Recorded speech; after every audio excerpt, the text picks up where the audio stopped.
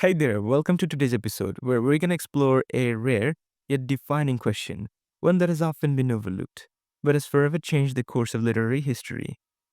When was poetry truly liberated for the common people?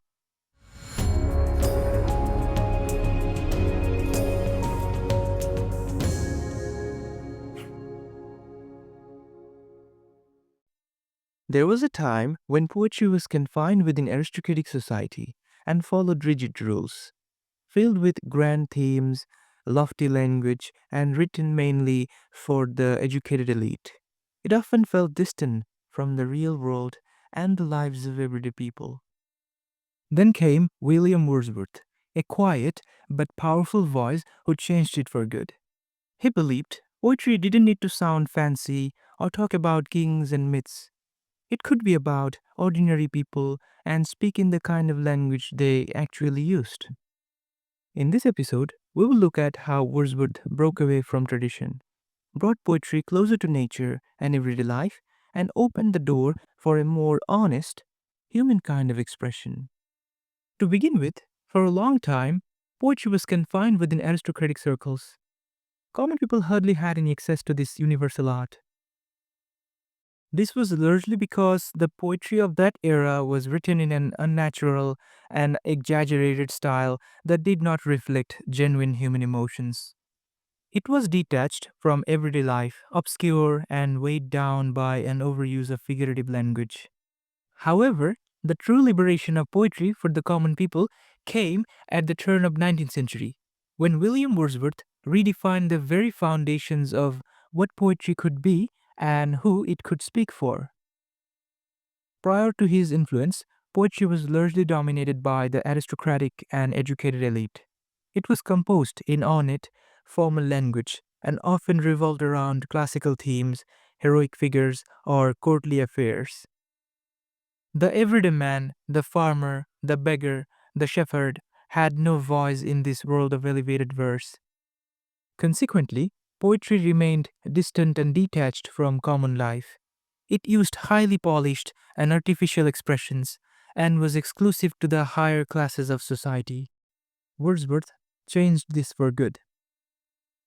In his preface to Lyrical Ballads, which served as the introduction to his joint work with Samuel Taylor Coleridge, Wordsworth boldly declared that poetry should focus on incidents and situations from common life and be written in a selection of language really used by men. This was a revolutionary stance. By choosing rustic life as his primary subject matter, Wordsworth not only turned away from the grandeur of classical poetry, but also emphasized the emotional depth and moral richness of ordinary people. He believed that rural communities, untouched by the artificiality of urban life, retained a closer connection to nature, and therefore a more genuine capacity for feeling. His characters, the solitary reaper, the beggar, the child by the stream, became powerful symbols of unspoiled humanity. Through them, Wordsworth showed that poetry need not come from palaces to be profound. It could arise just as beautifully from a field, a cottage, or a village path. Equally radical was his stance on language. Wordsworth rejected the elevated diction of neoclassical poetry and embraced the vocabulary of the common speech.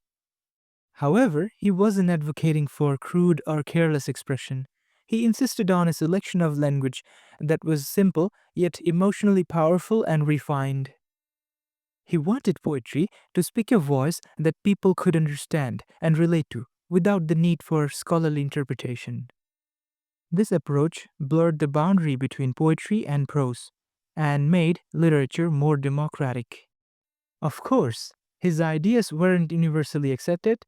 Critics like S.T. Coleridge and later T.S. Eliot questioned whether truly real language could exist in poetry without some level of artifice.